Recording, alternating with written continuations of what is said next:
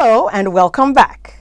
I am Dr. Shola Ezeokoli, board certified internal medicine physician, board certified life coach, or board certified life coach, and certified business consultant. I help busy physicians and non-physicians defeat and prevent burnout. I also help busy physicians and non-physicians transition to new careers, businesses, or vocations in 6 months or less using the Shola method. And today I'm going to be talking about savior behavior. Have you ever heard the phrase physician heal yourself? That's actually the name of one of my brands. Physician heal yourself is an old proverb from the Bible, incidentally actually in the book of Luke, Luke was said to have been a doctor. And physician heal yourself refers to it's a proverb that means that one should attend to one's own health, one's own flaws, etc., before attending to the faults and failings and health, etc., of other people. Remember the saying, also from the Bible, remove the beam in your eye before you take out the speck in someone else's eye. Exactly. Now, what does physician heal yourself have to do with savior behavior? I'm coming to that. Now, physician heal yourself, that phrase refers to the readiness of physicians and sometimes non-physicians to heal others without attending to their own issues. Not being able or not even being willing to look inwards and heal themselves. And that is the root of savior behavior. With savior behavior, you see yourself as a savior to the world, but you don't take time to look inward and see how this behavior is negatively impacting you and negatively impacting others. Now, savior behavior leads to burnout because what happens is you're so busy minding other people's business that you don't mind your own. You're so busy getting into the weeds of other people's lives, other people's issues, other people's drama, and other people's problems, whether they want you there or not. And guess what? Now you're with me on a discovery call saying, I don't have time to exercise. I don't have time to write a book. I don't have time to do the things that mean the most to me. Why? Because sometimes we're so busy engaged in savior behavior that it leaves us stressed, anxious, burned out, with little time to pursue our own dreams and ambitions. So here are some of the signs of savior behavior. Number one, you're trying to be everything to everyone all the time. Let me tell you something. This is not possible. A lot of times we human beings forget this. We are a finite resource. You have a finite amount of time in a day. You have a finite amount of energy, right? Physical, emotional, mental. A human being is a finite resource. You're not infinite. You have a finite amount of money, resources, house space, or whatever to help others. So if you're trying to be everything to everyone, you're almost taking on the God role in someone's life, but you're not their God. Don't try to be everything to everyone. They say this: pick your battles. Pick a struggle and work on that. You can help people, right? You can help people, but you only have the capacity to help a finite number of people. You only have the capacity to help a finite number of people. I don't care how I will help everybody. And no, there's many people in the world. You don't have to take on all the problems of all the people and try to be all things to all men. You will burn out, you will be stressed, you will be anxious, and you will not have time to pursue the things that mean the most to you. Therefore, don't try to be everything to everybody. Help where you can, do what you can and what you're willing to, and leave the rest without guilt. You cannot do everything. It doesn't make sense to have this unrealistic expectation that you're going to be everything to everybody in your life. It's just not possible. Everyone cannot be number one on your list. Like every human being is number one. It doesn't make practical sense. It's impossible to do. And trying to do it, you will run yourself ragged, you will get burnt out, and you will be very, very unhappy. Number two, another sign of savior behavior is attempting to help others circumvent pitfalls and personal potholes while falling into them yourself. An interesting story, and I wrote about this in my book, and you can, there's links to my book. I'll post links to my book in this broadcast. I talk about this more a little bit in my book. So I met someone once who was always trying to tell me about the problems of her family members and how all these family members needed life coaching. She would meet me if I happened to get on the phone with her or talk to her or meet at an event. She would tell me about how this person needs life coaching and that person needs life coaching and that person needs life coaching and that person needs life coaching. So I would say to her, hey, have them call me. As you can guess, none of these people called me for whatever reasons. But I dare say it's possible that these individuals did not feel the need for a life coach, but she did. I carefully tried to broach the subject with her about getting a life coach for herself, because I could see the markers of savior behavior and a fixer identity as well. Two slightly different things. But we're focusing on savior behavior today. I could see that there was some savior behavior going on. I thought, how about getting a life coach for yourself, since you have knowledge, as it were, of the benefits of coaching. And she wouldn't. She said no, she doesn't need a life coach. She's absolutely fine. She doesn't have a problem. She's okay. It's like, okay. Fixer.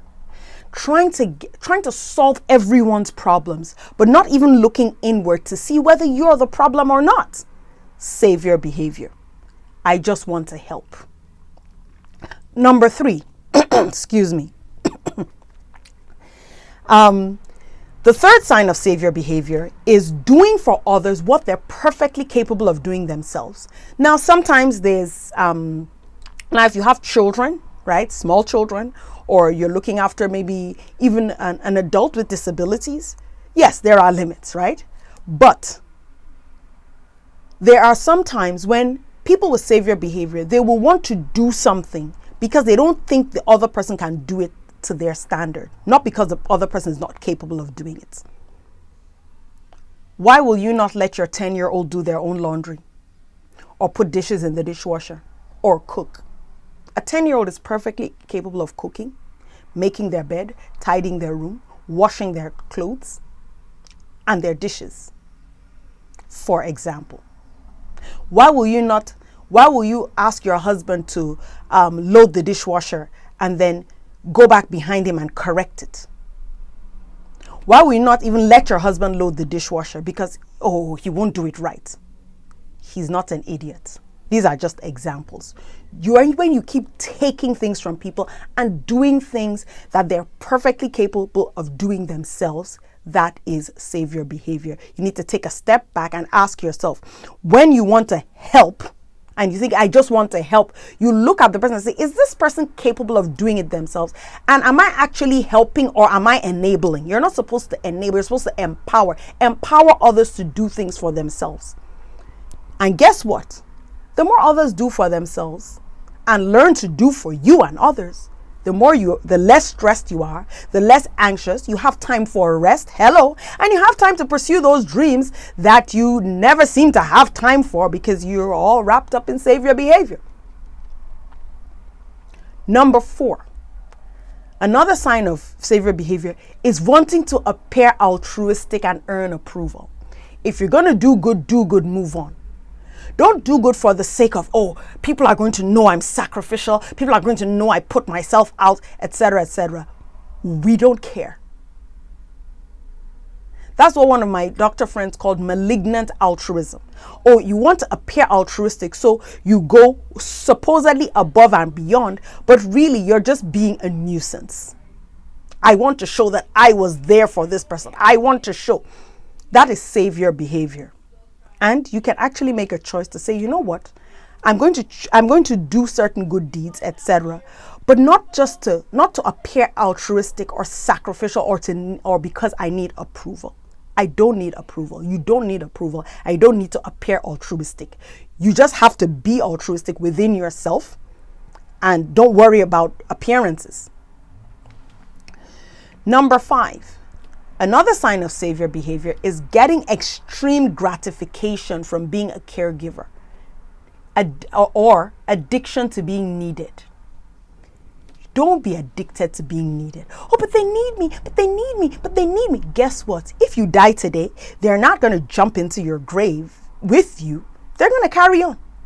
So maybe they don't need you as much as you think, but you want to be needed. So you run around, again, making yourself a nuisance, and you're stressed, burnt out, etc., etc., etc. People should be empowered to be problem solvers on their own. The people in your life, the more you empower them to solve problems, the more they get used to being empowered to solving problems, not just sitting around waiting for you to come and solve all the problems. Don't be addicted to being needed. Your self-worth is not tied to your usefulness or how many people need you. Your self-worth is your self-worth just as it is. Now, number 6, here's a good one.